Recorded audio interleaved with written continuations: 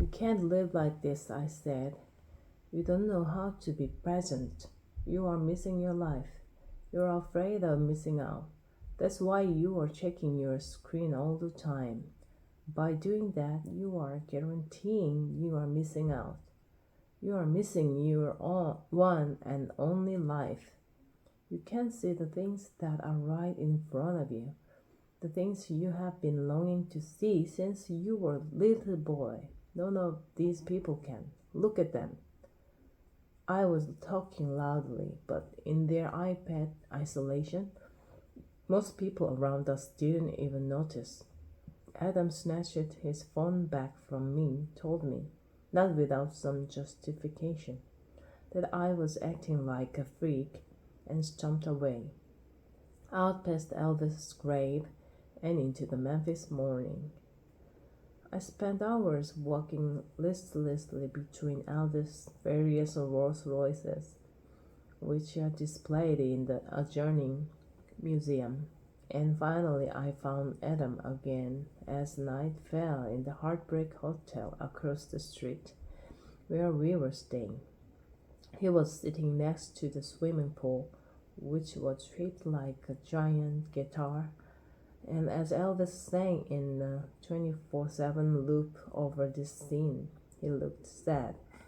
I realized as I sat with him that, like all the most volcanic anger, my rage towards him, which had been spitting out throughout this trip, was really anger towards myself.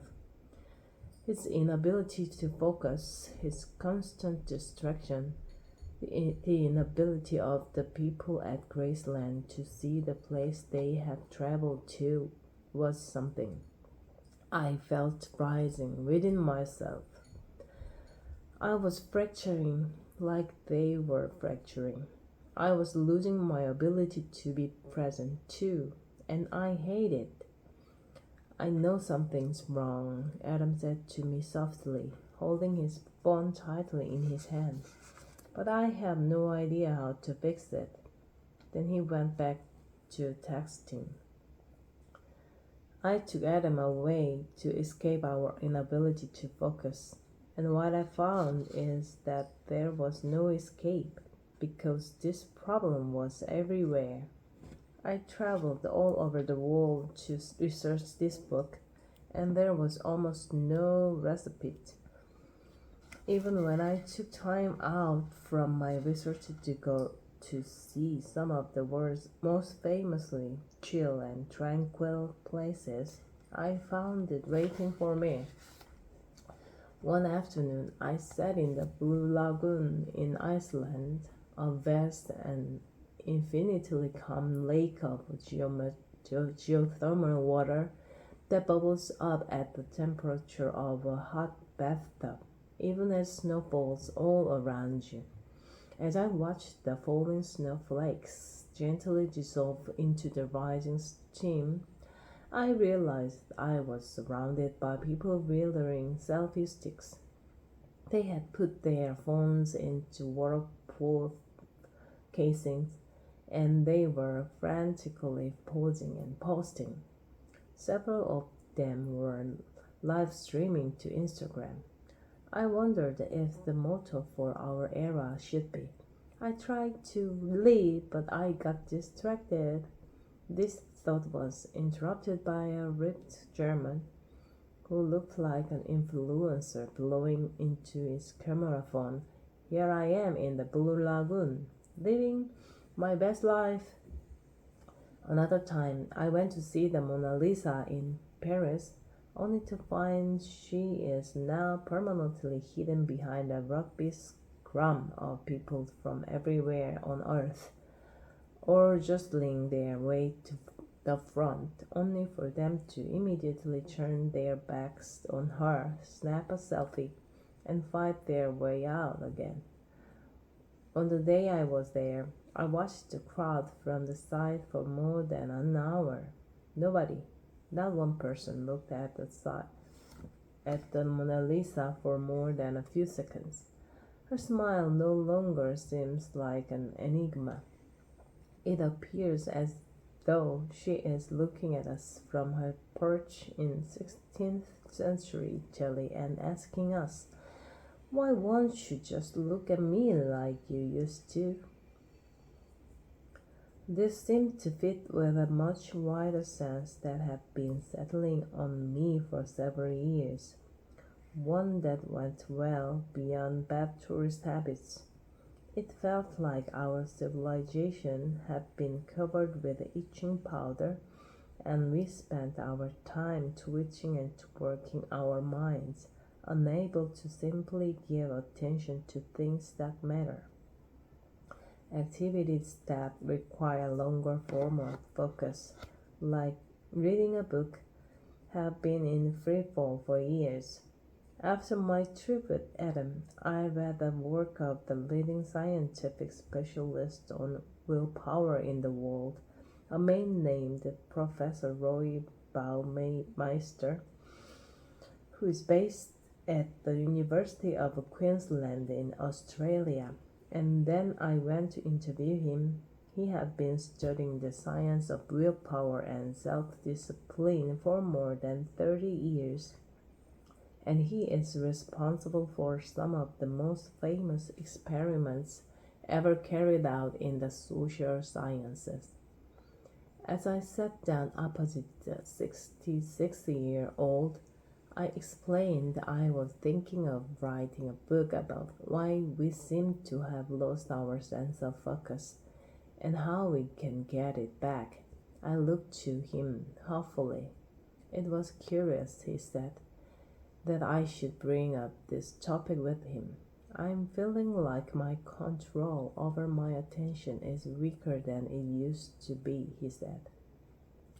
He used to be able to sit for hours reading and writing, but now it seems like my mind jumps around a lot more. He explained that he had realized recently that when I start to feel bad, I'd play a video game on my phone, and then that got to be fun. I pictured him turning away from his enormous body of scientific achievement to play Candy Crush Saga. He said, I can see that I am not sustaining concentration in perhaps the way I used to. He added, I'm just sort of giving in to it, and will start to feel bad. Roy Baumeister is literally the author of a book named Willpower, and he has studied this subject more than anyone else alive. I thought, if even he is losing some of his ability to focus, who isn't it happening to? For a long time, I reassured myself by saying this crisis was really just an illusion. Previous generations felt their attention and focus were getting worse too. You can read the medieval monks nearly a millennium ago complaining that they were suffering from attention problems of their own. As human beings get older, they can focus less, and they become convinced that this is a problem with the world and with the next generation, rather than with their own failing minds. The best way to know for sure would be if scientists starting years ago had done something simple. They could have given attention tests to random members of the public and continued doing the same test for years and decades to track any changes that took place. But nobody did that. That long-term information was never gathered. There is, however, a different way I think we can reach a reasonable conclusion about this. As I researched this book, I learned that there are all sorts of factors that have been scientifically proven to reduce people's ability to pay attention. There is some strong evidence that many of these factors have been rising in the past few decades, sometimes dramatically. Against this, there's only one trend I could find that might have been improving our attention. That's why I came to believe that this is a real crisis and an urgent one. I also learned that the evidence about where these trends are taking us is stark. For example, a small study investigated how often an average American college student actually pays attention to anything. So the scientists involved put tracking software on their computers and monitored what they did in a typical day. They discovered that, on average, a student would switch tasks once every 65 seconds. The median amount of time they focused on any one thing was just 19 seconds. If you're an adult and attempt to feel superior, hold off. A different study of Gloria Mark, professor of informatics at the University of California, Irvine, who I interviewed, observed how long on average an adult working in an office stays on one task. It was 3 minutes. So I went on a 30,000-mile journey to find out how we can get our focus and attention back. In Denmark, I interviewed the first scientist who has, with his team, shown that our collective ability to pay attention really is rapidly shrinking. And I met with scientists all over the world who have discovered why. In the end, I interviewed over 250 experts, from Miami to Moscow, from Montreal and Melbourne. My quest for answers took me to a crazy mixture of places, from a favela in Rio de Janeiro, where attention had shattered in a particularly disastrous way, to a remote office in a small town in New Zealand where they had found a way to radically restore focus. I came to believe that we have profoundly misunderstood what is actually happening to our attention. For years, whenever I couldn't focus, I would angrily blame myself. I would say, "You're lazy, you're undisciplined, you need to pull yourself together." Or I would blame my phone and rage against it and wish it had never been invented. Most of the people I know respond the same way, but I learned that in fact something much deeper than personal failure or a single new invention is happening here. I first began to glimpse this when I went to Portland, Oregon to interview Professor Joel Neig, who is one of the leading experts in the world on children's attention problems. He said it might help me grasp what's happening if we compare our rising attention problems to our rising obesity rates.